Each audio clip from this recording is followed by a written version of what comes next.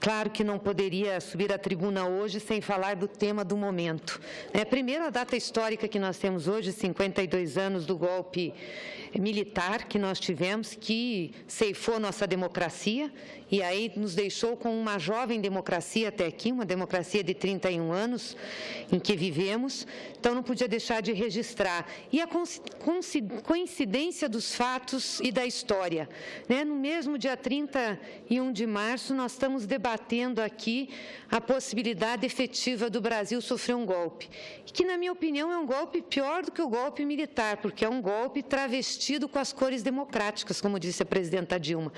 Ou seja, é uma intervenção civil, mas que, no fundo, retira os direitos, as garantias fundamentais, que é uma delas o voto, a eleição pelo voto direto. Então, quero aqui deixar registrado que hoje é um momento histórico que nós estamos vivendo.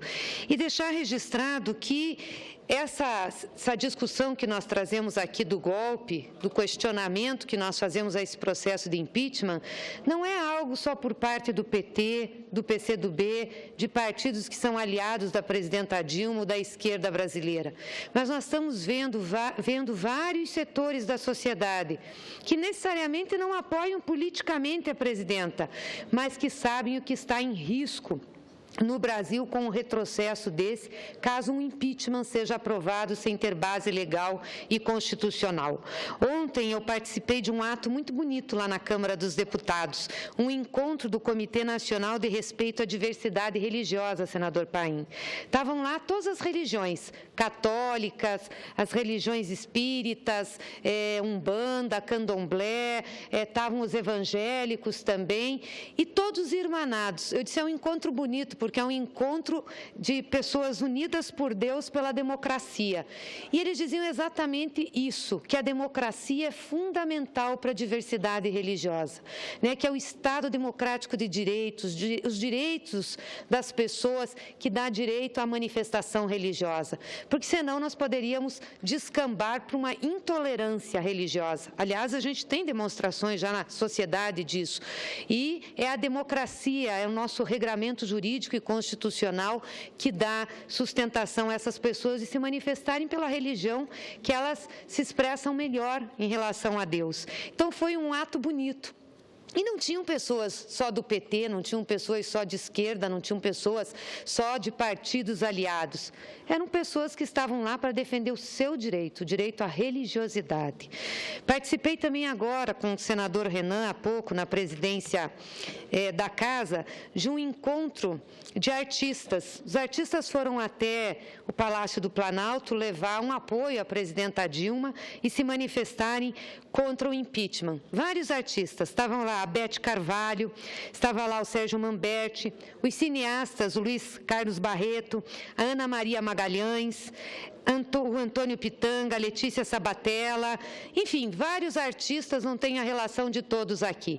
Mas me impactou duas colocações que foram feitas lá. A primeira pela Beth Carvalho, que ela foi, inclusive, graciosa, porque ela virou para o presidente Renan e disse assim: presidente Renan, eu, desde a época das diretas, faço show nesse país. Faço show para o PMDB. Um partido que eu gosto, um partido que nasceu da democracia, que sempre afirmou a necessidade do regramento democrático e defendia essa bandeira no Brasil inteiro fazendo show. E agora eu vejo aqui que setores do PMDB estão juntos para dar um golpe na Constituição brasileira, para retirar alguém que foi legitimamente eleito pelas urnas, através de um impeachment que não tem base constitucional, e para subir quem? Quem não teve votos nas urnas ou que também tem grandes questionamentos, inclusive políticos.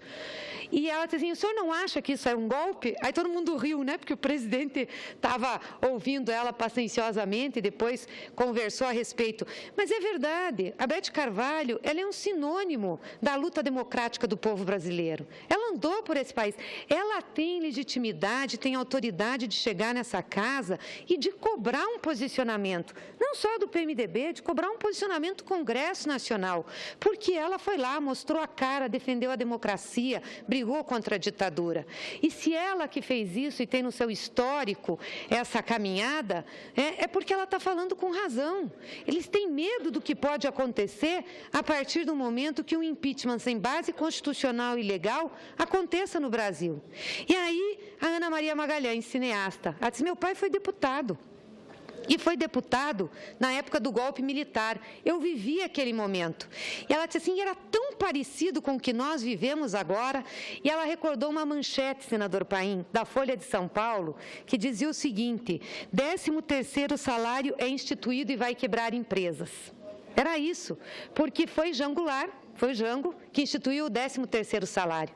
Naquela época, era uma luta ferrenha contra a corrupção, porque dizia-se que o governo do Jango era o mais corrupto que tinha existido na história, o mesmo discurso que se diz agora, mas tinha, sobretudo, uma resistência muito grande para que os direitos sociais avançassem. Eu lembro que, na época, tinha uma luta grande pela reforma agrária. Isso foi um dos motivos também que coesionou uma parte conservadora da sociedade contra o governo João Goulart. E aí a Ana Maria Magalhães lembrou dessa manchete da Folha de São Paulo. 13º salário é aprovado e vai prejudicar as empresas do país. Né? Como se fosse algo que realmente fosse contra a democracia. E era contra os direitos trabalhistas. Então, veja, quando a gente diz que isso é golpe, é porque todos os ingredientes que estão colocados na imprensa, nos debates, nas discussões, remetem àquela época. E ela disse uma coisa, e é uma situação hoje pior, porque naquela época foi um golpe militar. Então, os militares vieram, com as armas, tomaram conta do país e ninguém podia falar nada. Inclusive, o Congresso Nacional ajudou, porque o presidente do Congresso Nacional encerrou uma sessão, apagou as luzes da casa, foi embora e ninguém mais pode questionar e declarou vaga a presidência da República. Foi isso que aconteceu. Foi um golpe militar, mas foi muito claro isso. Então, a sociedade, depois de ver o que tinha acontecido, inclusive setores que apoiaram esse golpe em nome da democracia, como a Ordem dos Advogados do Brasil, e alguns jornais, alguns órgãos de comunicação viram o que tinha acontecido, começou-se uma resistência no país. E ela diz agora, Ana Maria Magalhães, que agora é muito pior, porque o golpe que vem é revestido pelas cores democráticas e ele não tem vestimenta militar, ele é civil. Então, nós estamos fazendo uma alteração da nossa Constituição na prática para justificar a retirada de uma presidenta que foi eleita com 54 milhões de votos, para quê? Para, no fundo, poder fazer um grande acordo, que é o que vai acontecer, para ter retrocessos em direitos conquistados. Porque é verdade, senador Paim, isso que o senador Lindbergh disse aqui, isso que ele leu, eu não estou dizendo que isso é a proposta do PMDB, porque eu sei que não tem unidade no PMDB sobre isso. O senador Requião já se manifestou, outros senadores já se manifestaram. Já conversei também com o senador Lobão, que está aqui, e que esteve junto conosco na briga pela defesa do pré-sal. Enfim, sei que não é unanimidade, mas é grave o que está escrito ali, porque é exatamente o que ele relatou aqui. Como é grave a entrevista que o ex-ministro Moreira Franco deu para o jornal Estado de São Paulo. Nós não estamos mentindo aqui. Ele falou que o Bolsa Família tinha que ser reduzido aos 10% mais pobres da população. Como é que nós vamos cortar 30 milhões de pessoas do Bolsa Família hoje, se é esse programa que está enfrentando a situação conjuntural de desemprego que nós temos? Como é que nós vamos dizer isso para a sociedade? Para fazer que tipo de equilíbrio fiscal? E é verdade que também foi o ex-ministro Moreira Franco que disse, já há um consenso que é preciso rever subsídios. Um deles é o uso do FGTS para financiar o programa Minha Casa Minha Vida. Não sou eu que estou dizendo, não é o PT, foi o ex-ministro Moreira Franco, que é coordenador da Fundação Ulisses Guimarães, do PMDB, e que estava coordenando esse programa Ponte para o Futuro. Então, nós precisamos ter claro o que está em jogo. É por isso que os artistas estão se mobilizando, é por isso que os religiosos estão se mobilizando. A CNBB não se coloca contra o golpe porque é a favor da Dilma, do PT ou do Lula. Muitas vezes a CNBB fez críticas ao governo e, aliás, continua fazendo, porque tem críticas a determinadas políticas econômicas, tem críticas a determinados programas, mas se coloca contra porque está vendo que a história está se repetindo. Como dizia Marx, se repete em farsa. A história está se repetindo. Hoje nós tivemos um encontro maravilhoso na CDH. Quero parabenizar a Vossa Excelência pelo encontro, pelo lançamento da Frente Parlamentar Mista, né, de defesa da classe trabalhadora, dos interesses da classe trabalhadora. Estavam lá representantes de todos os sindicatos dos trabalhadores, não eram só do PT. Não eram, inclusive, muitos que já foram e são críticos até a políticas do governo, mas todos uníssonos, dizendo que os direitos só vão ser mantidos se a democracia persistir. Não há direitos fora da democracia, porque não há direito à expressão, não há direito à legalidade, não há direito à base constitucional. Aonde a lei não há respeitada, não há direito. Então, é importante a gente ter clareza que o que nós estamos falando dessa tribuna não é um discurso fácil, não é do nós contra eles, não é de dizer que nós queremos defender a presidenta ou o PT a qualquer custo para que fique. Não, é muito sério o que nós estamos vivendo no país hoje, porque se perpetuar esse impeachment vai ser contra a Constituição, contra a lei e vai ser principalmente para dar guarida a uma grande retirada de direitos do povo brasileiro. E na questão econômica, se nós estamos vivendo um momento conjuntural difícil, nós vamos passá-lo. Até porque foi esse governo do Lula, governo da Dilma, que criou 20 milhões de empregos nesse país. E Vossa Excelência, senador Paim, sabe disso. Sabia o que era o desemprego na década de 90. 20 milhões de empregos.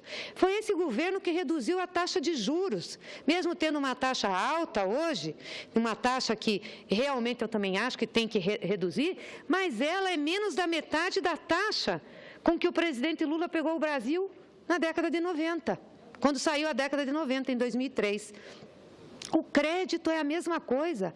O povo brasileiro não tinha crédito, não conseguia comprar um televisor, não conseguia comprar uma geladeira. O micro e pequeno empresário não tinham direito a chegar num banco para tomar crédito.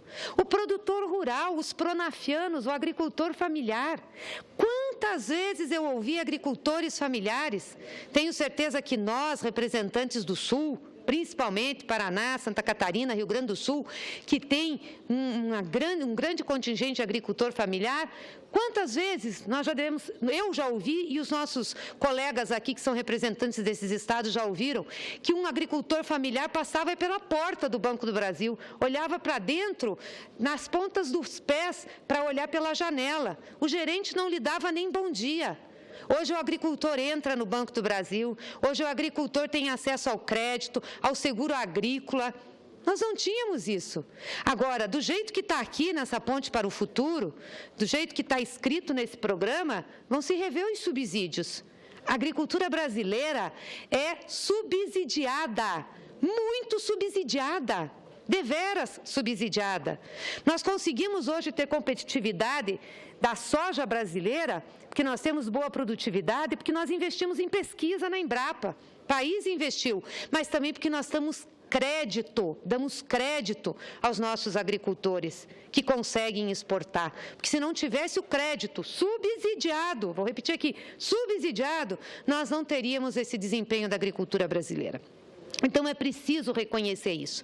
Não dá para chegar aqui no plenário e dizer, mas temos desemprego, o que diz para o desempregado? Temos juros altos, o que diz? Nós dissemos durante esses últimos 13 anos o que nós íamos fazer e fizemos. E se estamos passando uma dificuldade hoje, é uma dificuldade que o mundo passa. Não é uma dificuldade só do Brasil. Achar que nós temos o maior problema, que não se tem paralelo da crise brasileira. Ora, podemos cair 3 anos consecutivos na economia, vai acontecer isso. Mas lhe garanto, senador Paim, que o impacto para o povo brasileiro é muito menor do que foi à crise nos anos 90, em que o PSDB administrou esse país. Muito menor. Naquela época, nós tínhamos miséria. Naquela época, o povo brasileiro passava muita fome. Naquela época, não tinha perspectiva alguma. Hoje não. Hoje nós temos um colchão social de proteção, nós temos o Bolsa Família, nós temos uma previdência que acolhe. Quantos milhões de pessoas nós colocamos para a Previdência Social? Mais de 30 milhões em 13 anos, senador Paim.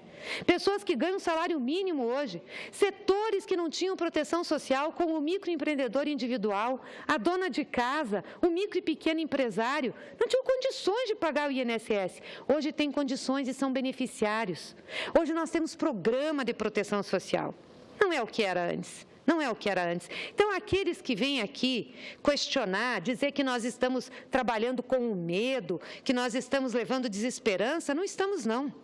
Nós estamos trabalhando com a realidade. Nós estamos mostrando o que era e o que foi esses 13 anos. E que nós temos condições de superar as dificuldades que estamos vivendo. Aliás, foi isso que a população disse em 2014.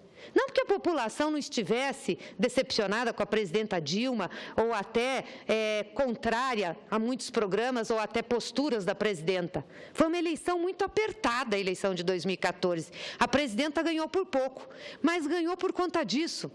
Ganhou porque a população sabia que não tinha alternativa melhor, que aqueles que estavam fazendo oposição a ela, que estavam se propondo a governar o país, tinham feito um governo e tinham quebrado esse país. E tinham levado o povo brasileiro a pagar a maior parte do pacote, que é o que está acontecendo agora. É o que vai acontecer agora. Porque esse programa que está aqui, a ser implementado pelo vice-presidente Michel Temer, se ele vier a assumir, que eu também não acredito que venha, mas se vier a assumir, é um programa que não ganha eleição. E é um programa que está sendo corroborado, que está sendo ajudado pela oposição do país, que, aliás, há cerca de 2 semanas, já estava praticamente nomeando ministros, e estava dando diretrizes à política econômica. Então, nós temos que ter clareza do que está em jogo. Não é o discurso fácil, não é o discurso do medo, não é o discurso de nós contra eles. É o discurso da realidade. Realidade é emprego, realidade é programa social, realidade são conquistas. Concedo a parte ao senador Cássio. Senadora Gleice, hoje é uma data muito importante para a história do Brasil, 52 anos do golpe militar, nada a se comemorar em relação a essa data, mas muito sim a se celebrar na trajetória do país nesses 52 anos, sobretudo a partir da redemocratização. Se pudéssemos sintetizar essa trajetória histórica, nós poderíamos dividir esse período do país em 3 grandes momentos. O primeiro momento, claro, a conquista da democracia, quando o povo brasileiro conseguiu, com a sua luta e a participação de muitos, a volta da democracia, o direito ao voto direto para presidente, toda a história que nós conhecemos. Conquistada a democracia, o país alcançou outro grande avanço, que foi a estabilidade econômica, que Vossa Excelência não tem a grandeza de reconhecer, construída no governo do presidente Fernando Henrique Cardoso, do presidente Itamar Franco, com o Plano Real. O Brasil tinha um cadastro sujo, para fazer uma linguagem muito popular. Nós estávamos negativados em todos os cadastros internos e externos, e foi graças ao Plano Real que se conseguiu essa estabilidade econômica, estabilidade fiscal, preparando um terreno para que um outro momento importante, e aí diferentemente de Vossa Excelência, que não tem a grandeza de reconhecer os aspectos extremamente positivos do governo Fernando Henrique Cardoso com o Plano Real, eu não tenho dificuldade de reconhecer os avanços sociais do governo do presidente Lula, que foram importantes para o Brasil e ainda são importantes. Mas para que esses avanços sociais fossem possíveis, foi preciso um trabalho anterior. Eu acho lastimável ver, ainda a essa altura dos acontecimentos, com tudo que está acontecendo no Brasil, a linha do discurso que Vossa Excelência faz, como se o Brasil não tivesse sido descoberto nesses últimos 13 anos. Não. Nos últimos 13 anos, alguns acertos que, repito e insisto, não tenho dificuldade de reconhecer, tenho alegria de aplaudir, e muitos erros, porque é assim, e será sempre assim. Homens, mulheres, governos acertam e erram, e ao seu tempo, ao seu modo, contribuem, diante de suas circunstâncias, para os avanços do Brasil. Então, retirar do presidente Fernando Henrique Cardoso, e não dele, da pessoa dele, que isso não é patrimônio de uma pessoa, isso é da nação brasileira, é conquista de um povo. Estas conquistas que possibilitaram os avanços sociais que foram verificados no governo do presidente Lula, é uma profunda injustiça. É talvez um gesto de pequenez política que não contribui para esse momento. O que nós estamos tentando fazer é virar a página do terceiro momento. Então, me reportei estabilidade política com a democracia, estabilidade econômica com o Plano Real, ampliação de avanços sociais, porque não pode deixar de ser lembrado que todos os programas da rede de proteção social começaram ainda no governo do presidente Fernando Henrique Cardoso e, inegavelmente, o presidente Lula teve méritos de não apenas consolidar, mas expandir estes programas, e nós reconhecemos isso.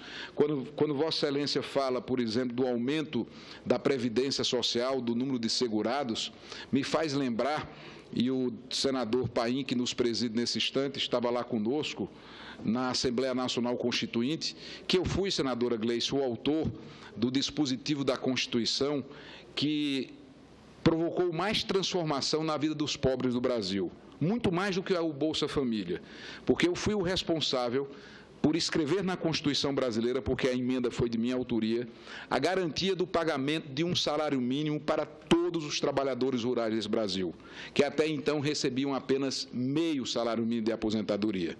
Além de garantir o pagamento do salário mínimo, que provocou uma transformação completa no meio rural do país inteiro, garanti com minha iniciativa parlamentar de constituinte que fui, a redução da idade limite para a aposentadoria dos homens e das mulheres que trabalham no campo. Se olharmos para a importância da Bolsa Família cotejada, comparada com a importância do que representa hoje a aposentadoria rural do Brasil, pode ter certeza que essa minha iniciativa, chancelada pelos constituintes de 88, tiveram um efeito econômico e social muito mais profundo e benéfico do que a própria Bolsa Família, que tem seus méritos. Acontece que nós não estamos vivendo no passado, nós estamos vivendo no presente. Estamos aqui fazendo referência a uma data histórica que não há de ser comemorada, o golpe militar, mas o Brasil de hoje não é mais o Brasil que Vossa Excelência relata. E não há mais nada que atinja o direito do trabalhador do que o desemprego. Que direito tem um trabalhador desempregado? Nenhum. Então, nada mais atinge, ataca, fere o direito dos trabalhadores do que o desemprego. E Vossa Excelência faz sempre referências ao governo Fernando Henrique, que viveu outras circunstâncias, que era outro momento histórico e que cumpriu a sua prioridade, que era combater a inflação, senadora Gleice. Porque se perdurasse aquele quadro inflacionário de hiperinflação no Brasil, o país não teria condições de lançar as bases para outros avanços que governos que sucederam, já por mim reconhecidos, conseguiram alcançar. Então, o presidente Fernando Henrique Cardoso, sua equipe e o povo brasileiro tinham como prioridade número 1 acabar a inflação, que é a maior penalização que o trabalhador pode ter. Não há nada que castigue mais e penalize mais um assalariado do que a inflação. E era esta a prioridade do momento. E essa prioridade foi alcançada. O Brasil teve o seu cadastro limpo, com todas as medidas que foram adotadas, e se pavimentou um caminho de avanços. E não reconhecer isso não contribui para o momento que nós estamos vivendo de profunda crise, onde todos nós temos responsabilidades de apontar saídas, porque quem está pagando o preço dessa crise é o povo brasileiro. Essa que é a grande verdade. Uma economia esfacelada, uma economia que foi de forma proposital atacada. Então, quando se refere às eleições de 2014, também é inegável que, para manter esse projeto político, o governo fez um conjunto de medidas que não poderiam ter sido feitas, errou. E falta, desculpe a franqueza da expressão, humildade de dizer erramos. E as consequências dos erros estão aqui. E quem é que está pagando? São os partidos políticos, os mandatários? Não, é o povo brasileiro. Quem está pagando é a nação brasileira, é a nossa gente que está sofrendo, que está no desemprego com a inflação, ou mesmo ameaçada de desemprego, e não há sequer uma palavra de dizer, puxa vida, erramos. Acertamos durante algum tempo, mas erramos. E o que é grave é que o erro cometido, e eu concluo, diante da tolerância de Vossa Excelência, está corroendo, está destruindo aquela segunda conquista da estabilidade econômica. E não satisfeitos em corroer a estabilidade econômica conquistada pelo povo brasileiro, a postura equivocada de confronto da Presidente da República, que, impedida de ir às ruas, transforma o Palácio do Planalto em palanque, ameaça agora também a conquista da democracia.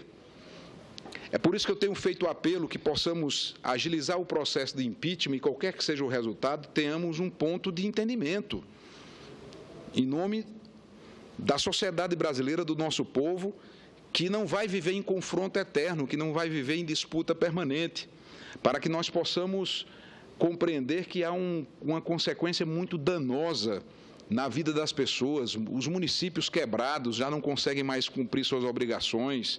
Por quê? Porque, simplesmente, para ganhar a eleição de 2014, que Vossa Excelência reconhece uma vitória apertada, e só foi ganha com o conjunto de inverdades, de mentiras que foram ditas durante a campanha eleitoral, porque, do contrário, se tivéssemos o conhecimento pleno da realidade, que já era do conhecimento da presidente Dilma, o povo brasileiro que foi iludido na sua boa-fé, foi enganado, teria votado de outra maneira. Então, que nós possamos entender que conquistamos a democracia, é um marco histórico. Conquistamos a estabilidade econômica, outro marco histórico. Conquistamos avanços sociais, outro marco histórico. Mas agora estamos na derrocada econômica, fruto dos erros que foram cometidos. E esses erros precisam ser consertados, porque quem paga a conta é o trabalhador com a volta da inflação, com a volta do desemprego. E não será com as medidas populistas que foram adotadas nos últimos 2, 3 anos que nós vamos ter a retomada do desenvolvimento da economia. É preciso 2 pontos, ao meu ver, para que nós tenhamos capacidade de olhar o futuro do Brasil a curto e médio prazo. Em primeiro lugar, de fato, um ajuste fiscal, uma responsabilidade no gasto público, para que a sociedade não seja obrigada a pagar cada vez mais impostos por um governo perdulário que não se planeja, que gasta mal, que gasta de maneira ineficiente, e ninguém aguenta mais pagar impostos.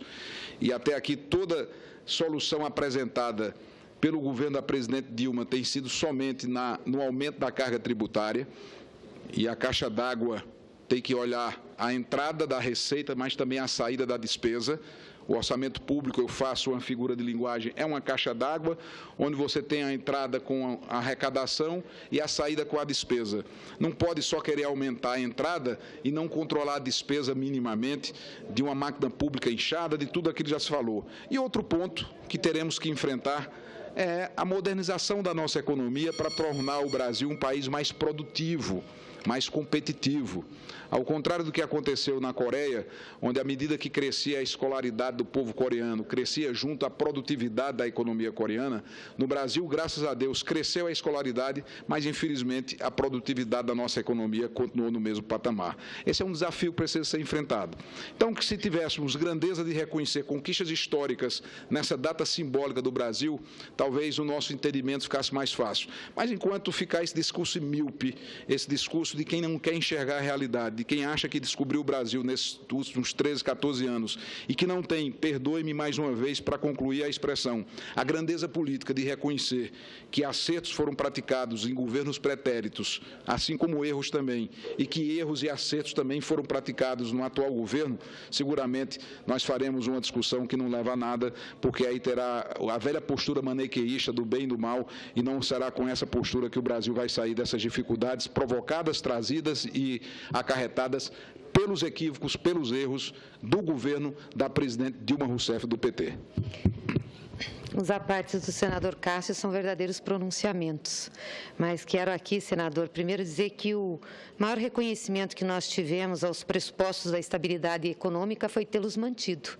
Quando o presidente Lula assumiu o governo, não fez alterações nos pressupostos da política econômica.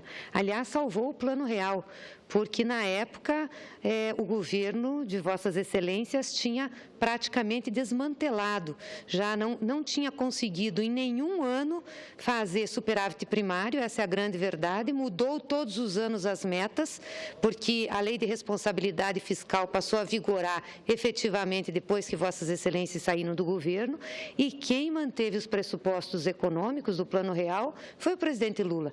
Eu acho que esse é o maior reconhecimento que nós poderíamos ter da colaboração da estabilidade econômica. A outra coisa que eu acho que Vossa Excelência fala e não procede é em relação às conquistas sociais. Vossa Excelência aqui lembrou as conquistas na área de previdência e parabenizo Vossa Excelência pelas iniciativas na questão dos direitos dos trabalhadores rurais e também da aposentadoria por idade, a reversão disso. Então, Vossa Excelência tem que convencer seu partido agora a não retroceder, porque o PSDB é o partido que mais defende mudanças estruturais na Previdência.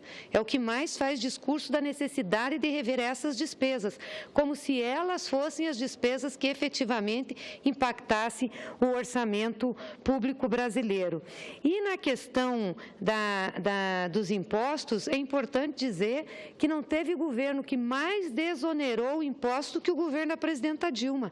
E essa casa votou várias medidas, exatamente em desoneração. E eu lembro, eu era ministra da Casa Civil, quando nós mandamos para cá a desoneração da folha de pagamento, nós mandamos para alguns setores que eram os que a gente chama mais intensivos em mão de obra, e essa casa aumentou muito os setores a serem beneficiados pela mudança que nós estávamos fazendo, em relação à tributação da folha. Desoneramos IPI, PIS/COFINS, as exportações, os investimentos, muitos. Precisamos, é claro, dar alguma adequação agora num momento maior de crise, mas nem de perto estamos aumentando a tributação como era no passado. Aliás, as tentativas que nós fizemos aqui de ter um ajustamento mais progressivo na tributação, todas as vezes o PSDB foi contra. Juros sobre capital próprio, por exemplo. Por que nós não conseguimos aprovar nessa casa para que se pare o juros sobre capital próprio, que é um ganho a mais que o empresário tem sobre capital? Não é um ganho de produtividade, é um ganho sobre capital. E nós não conseguimos tirar isso. E é importante dizer, senador Cássio, que o juros sobre capital próprio foi instituído exatamente na época do Plano Real, para que o setor empresarial não sofresse tanto a perda do que fazia de investimento no mercado financeiro com a inflação alta. Foi um ajuste que se fez. Então, beneficiou a retirada da inflação da maioria da população, mas protegeu o setor financeiro, o setor empresarial. Assim como nós não temos hoje uma tributação efetiva sobre dividendos, sobre lucros, é tudo mais brando aqui no Brasil. Então, acho que isso é importante a gente deixar claro. E a outra coisa que é importante é que nós estamos retomando o desenvolvimento econômico, sim. A área externa, para mim, é o principal indicador. Sabe por quê, senador Lobão? Primeiro porque hoje nós estamos com balanço de pagamentos com déficit muito pequeno. Já tivemos um déficit grande, enorme, de 104, caiu para 30 bilhões. Nossa balança comercial está superavitária. Isso é muito importante. Fizemos emissão agora de títulos do Tesouro e tivemos mais demanda do que oferta, mostrando que o Brasil tem receptividade no exterior. Estamos com o dólar estabilizado. Não vamos mais ter problema de swaps cambiais. Ou seja, temos 370 bilhões de reservas, que é o que nos dá a condição de enfrentar essa crise. A inflação começa a cair e, com certeza, nós vamos ter redução de juros. Nós estamos, sim, recuperando.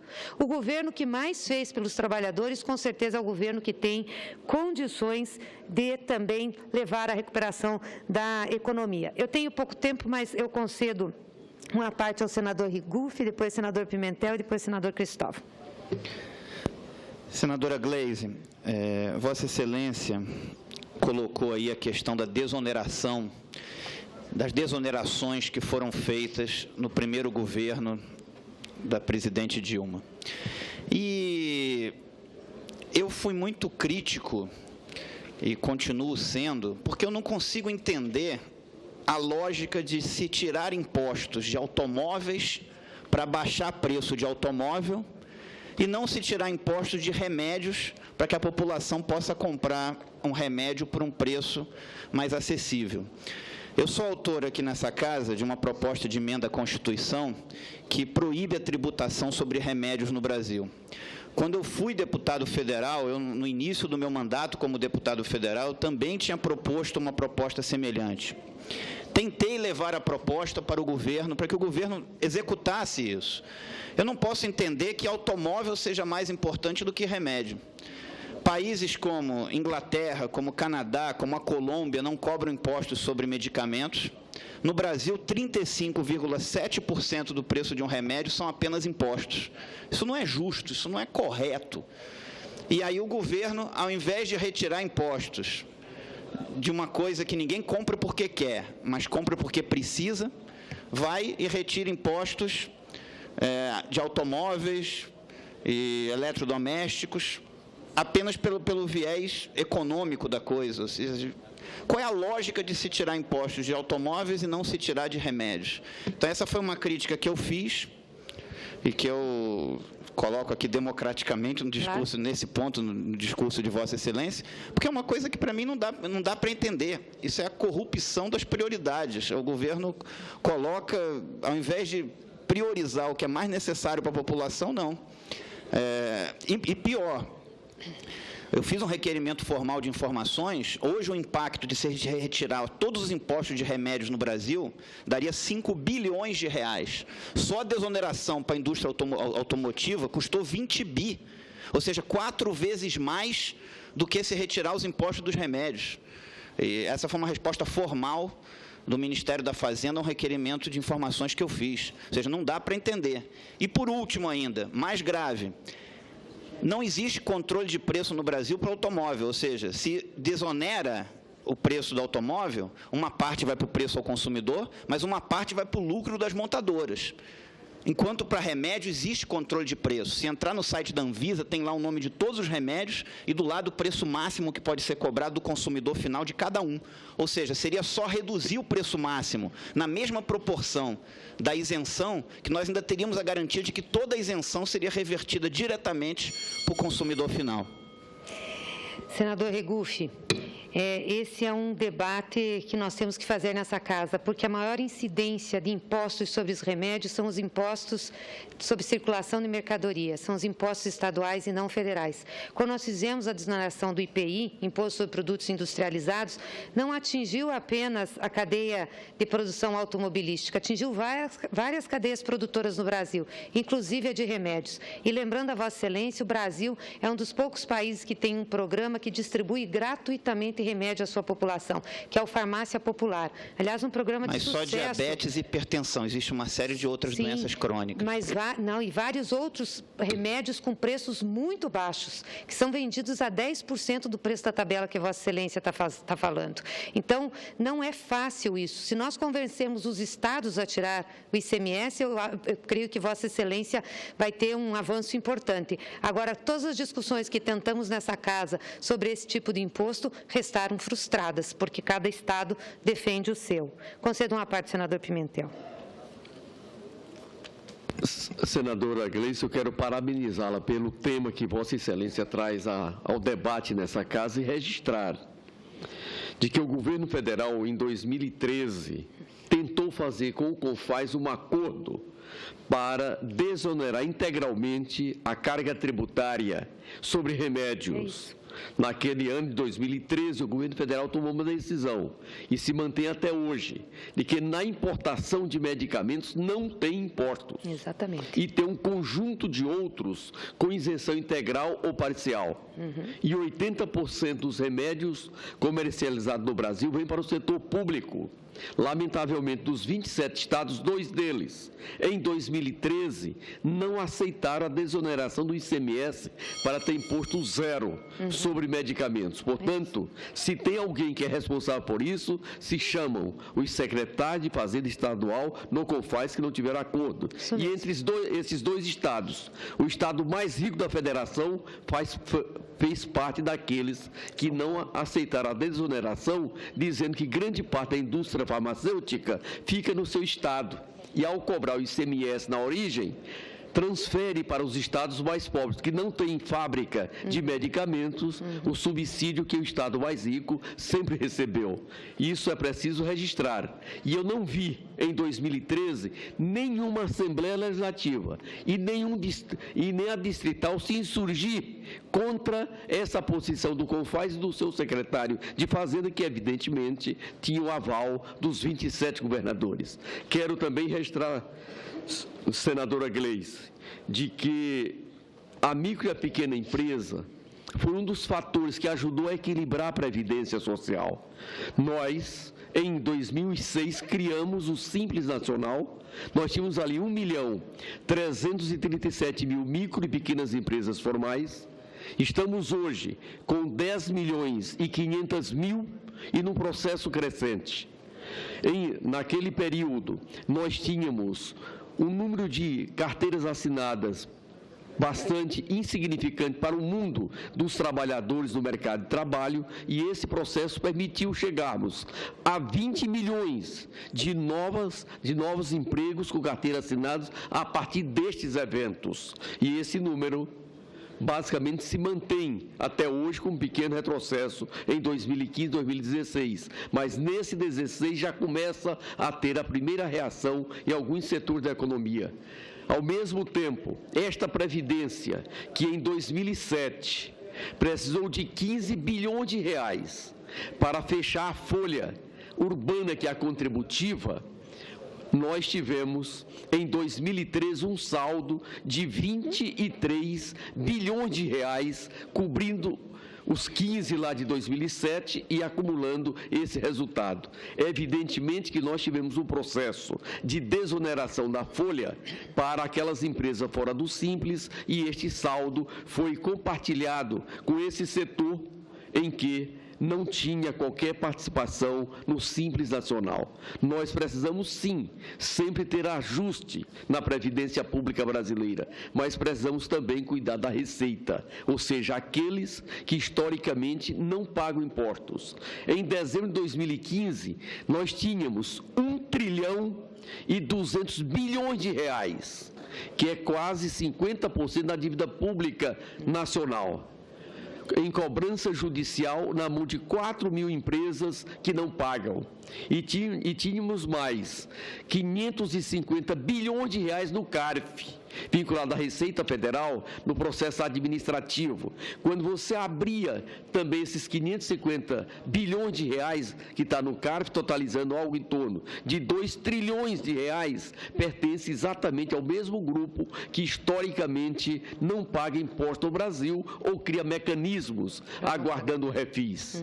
Quando você abre os financiadores de campanha, são exatamente estes, 4.000 que não pagam impostos, que utilizam desses artifícios, que pode contratar excelentes bancas de advogado para não pagar impostos. E raramente eu não vejo ninguém tratar disso aqui no Congresso Nacional. Para fazer justiça, o presidente Renan Calheiros determinou a criação de um grupo de estudo para rever a LEF, a Lei de Execução Fiscal, que é ainda dos anos 70, anterior à Constituição de 88, que fez essa grande reformulação no Brasil, mas nessa parte da execução fiscal, infelizmente, nós fomos incapazes de alterar qualquer coisa ao longo desse tempo. Por isso, o problema do Brasil é de carga tributária, mas é muito mais grave daqueles que utilizam os espaços legais para levar vantagem sobre os trabalhadores e os pequenos e médios empresários que não podem constituir excelentes bancos de advogados para sonegar tributos. Quero aproveitar, senhora senadora da República, nossa companheira, de que o Supremo Tribunal Federal termina de referendar a liminar concedida pelo ministro Teori Zavascki sobre o ato ilegal praticado pelo Sérgio Moro quando determinou a quebra do sigilo bancário da Presidenta da República e divulgando com uma rapidez fantástica. Se nós observarmos naquele ato, naquele dia em que ele suspendeu a escuta telefônica, às 11h12, aquela captação foi às 11h32 e já às 16h21. Esse garoto propaganda da Rede Globo estava com esse material na Rede Globo, cometendo um ato ilegal, condenável em todos os aspectos, conforme termina de decidir o Supremo Tribunal Federal, e, lamentavelmente, aqueles que dizem que também defendem o Estado Democrático de Direito, não reconhecem os erros praticados por setores do Estado Nacional. Esse erro aqui praticado também está contaminando a questão tributária, porque essas ações não andam no Poder Judiciário brasileiro. Agradeço, senador Pimentel, a informação e também seu à parte, o qual integro totalmente ao meu pronunciamento. Senador Cristóvão. Senadora Gleisi, primeiro eu quero dizer que se um dia eu fosse presidente da República, eu queria ter uma líder como a senhora. Muito obrigada. Com a firmeza e a competência como defende as coisas. Eu só ia pedir uma coisa, de vez em quando ser menos eufórica com as coisas e perguntar, será que estamos errando ou não estamos errando? Nós, o governo, da qual a senhora seria líder nesse caso. Mas eu quero parabenizá-la. Desde sempre, o seu comportamento aqui é de extrema competência e firmeza. Mas eu quero retomar um pouco a fala da senhora sobre a reforma da Previdência, que me fez despertar para um ponto. Se eu fosse imaginar um dia que, e aí eu digo nós, o Brasil, erramos com as consequências que estamos tendo do governo, eu diria que foi não termos enfrentado as reformas que o Brasil precisa. E é o que a gente esperava do Partido dos Trabalhadores, é o que a gente esperava de um governo de esquerda. E a reforma da Previdência é uma delas. Claro que não para prejudicar o trabalhador, para beneficiá-lo mais. E aí incorporando, senador Regufe, não apenas os trabalhadores que estão em idade de aposentadoria, mas os trabalhadores que daqui a alguns anos vão entrar no mercado, os de 15 anos hoje, 16 anos, que vão ter uma previdência quebrada se não fizermos uma reforma. Nós temos que discutir a reforma da Previdência com coragem, olhando a história e não a política. Talvez o erro do governo, nesses últimos anos, e da presidente Dilma, foi ter olhado mais para a política do que para a história. Para a história, senador Ferrer, é quando a gente olha lá na frente e corre riscos hoje. Eu creio que a presidente cometeu diversos erros, olhando a política do dia a dia e não a história do longo prazo. E o último, talvez, seja esse, de querer entrar no varejo para conseguir os votos que precisa no imediato. A presidente Dilma estaria hoje muito melhor na história se tivesse mandado para cá uma quantidade de reformas e corrido o risco de dizer não tive o apoio. O que eu queria fazer, não consegui. E aí, senador Regufe, quando o senhor perguntou qual é a lógica, não entende a lógica da desoneração para automóveis, a lógica eu entendo, eu não entendo a moral. A lógica eu entendo. Automóvel dá uma dinâmica maior à economia do que remédio. Só que, a médio prazo, esquecendo a história, é aí que é o problema, termina caindo na crise que a gente vive. Mas não é só a Previdência, a gente precisava de uma reforma na educação. Nós fizemos programas para a educação. Fizemos programa que aumentou o número de universitários pobres, graças a cotas, e isso é bom, é correto. Mas não fizemos a reforma educacional. A que eu defendo é a federalização, mas poderia ser outro. Não fizemos a reforma do sistema de assistência social. Ficamos prisioneiros da Bolsa Família. Precisávamos fazer uma reforma que emancipasse o povo da necessidade de bolsas dentro de 20 anos. 30 anos, 15 anos. Mas é uma reforma do sistema que desse empregabilidade, que desse consistência a um programa emancipador. E aí eu volto ao que falou o senador Regufe. Uma reforma fiscal, ficou faltando propor. Não sei se passaria não, hein, senador? Apesar da sua competência como líder, eu não sei se passaria, se a gente teria condições. Mas está faltando ter marcado Está aqui a reforma fiscal que o Brasil precisa, que simplifique os impostos, que dê mais justiça regionalmente, que dê mais justiça socialmente e que fique insonegável. Estava precisando de uma reforma. Então, eu quero concluir dizendo, e esse debate um dia a gente vai fazer aqui, quando passar essa crise de hoje, que só se fala impeachment ou não impeachment, um dia a gente vai ter que sentar e olhar quais as reformas que estamos devendo ao Brasil. Quais as reformas que esses 13 anos de governo não trouxe para nós aqui, mesmo correndo o risco de perder, porque estaria olhando a história, deixar a marca da reforma, que até hoje a gente fala de Jango, que ele não fez, mas deixou ali aquelas ideias. Nós olhamos muita política e olhamos pouco a história, e talvez isso esteja levando à situação trágica em que pode se perder na história e na política, porque não está certo que se vai ganhar para impedir o impeachment. E aí se perde as duas coisas. Era isso que eu queria colocar aqui, mas isso é uma reflexão para o futuro. Hoje essa reflexão não interessa realmente a ninguém. Eu sei que eu estou falando em português e as pessoas estão ouvindo em PTs, PSDBs e outros idiomas que foram surgindo no Brasil nesses últimos meses. Mas, de qualquer maneira, parabéns, senadora, pela sua combatividade e competência. Não é só combatividade, não. Obrigada, senador Cristóvão. Seria uma honra muito grande ser líder de um governo de Vossa Excelência, quero lhe dizer. Lhe respeito e lhe admiro muito. Senador, sobre a questão do reconhecimento de erros, é que todos os que vêm aqui falam dos erros cometidos pelo governo. Tem que ter alguém que fale dos acertos. Me cabe vir aqui falar também dos acertos, senão parece que esse governo é um conjunto de erros e só tem erros. E me cabe, quanto integrante do governo, fazer uma discussão junto ao governo para que reconheça os erros na prática e mude. Eu acho que é isso que a gente tem feito ao longo desses anos de militância aqui e também que tentei fazer na Casa Civil da Presidência da República. Então, queria lhe dizer isso. Em termos das reformas, eu concordo plenamente com Vossa Excelência que nós precisamos delas.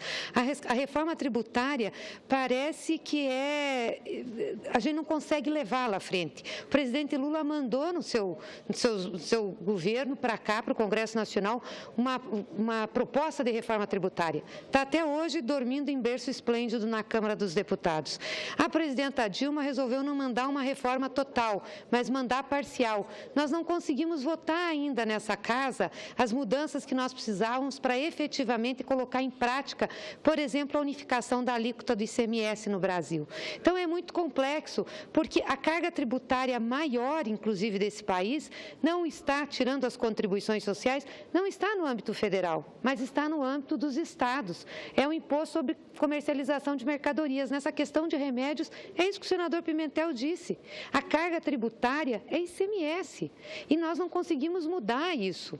Se pegar, do ponto de vista federal, uma carga muito pequena, alguns remédios, e, como eu disse, tem uma parte considerável que é vendida muito abaixo do preço, do custo, com o governo subsidiando, até para fazer frente a essa situação do tributo estadual, e a outra parte que é distribuída gratuitamente. E da Previdência, é óbvio que a gente precisa pensar na Previdência, porque ela tem que ter sustentabilidade ao longo prazo, mas não pode significar retirar direitos. Essa questão, por exemplo, da idade, eu tenho muita dúvida em mexer com isso. Eu ouço muito que o senador Paim fala, o senador Requião, outros senadores, porque a idade ela é diferente para a função que nós exercemos aqui, da função de um trabalhador manual. Eu não posso dizer que 60 anos para um senador tenha o mesmo peso na vida do que tem 60 anos para um agricultor, para um varredor de rua, para um carpinador.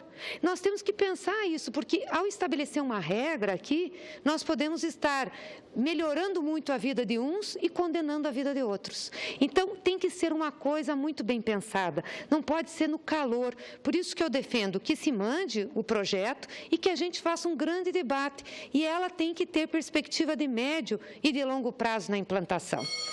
Porque se nós temos que pagar uma conta, essa conta maior é com os trabalhadores e com a população desse país.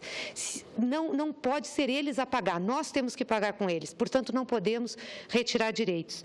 E para encerrar, que a minha campainha já tocou, o senador Regufe gostaria de falar novamente? O microfone. Não, só para dizer, senadora Gleice, obrigado por me dar mais aqui uma oportunidade de só fazer aqui um comentário. Com relação ao que Vossa Excelência colocou, aqui no Distrito Federal, por exemplo, dos 35,7% de impostos sobre remédios, 17% é realmente ICMS, é um imposto local, mas 18,7% é um imposto federal. Então, existe um imposto local, mas existe também um imposto federal. A soma dá 35,7%. Agora, eu ouvi aqui de vários parlamentares dizerem que são favoráveis que se desonerem os impostos sobre remédios, que Vossa Excelência também concordou. E eu quero dizer aqui que é muito simples, é só votar a minha PEC que está parada na CCJ, que proíbe a tributação sobre remédios no Brasil. Então, vamos falar com todos os governadores. Eu não tenho problema nenhum de votar a sua PEC, não tenho mesmo problema nenhum, até pelo que a gente já tem de entendimento sobre essa área. O problema não é esse. E mesmo nesse cálculo tem que ver se essa carga tributária do governo federal não é concentrada em alguns poucos remédios, porque, como disse aqui o senador Pimentel, tem vários deles que já são isentos. E quando a Anvisa coloca o preço final, é justamente para tentar conter um pouco o aumento nas regiões e nos estados. Mas, enfim, para terminar aqui, senhor presidente, o meu pronunciamento, só quero dizer que esse é um debate importante que nós temos que fazer, concordo com o senador Cristóvão, aquilo que o senador Pimentel colocou também, temos que fazer, retomar. Óbvio que o calor das discussões hoje, atualmente, né, nessa conjuntura, é a questão do impeachment e que eu acho de extrema relevância para o país, porque conforme nós conduzirmos esse tema, nós vamos ter consequências para isso que nós estamos discutindo aqui, inclusive para a economia do país. Muito obrigada, senhor presidente.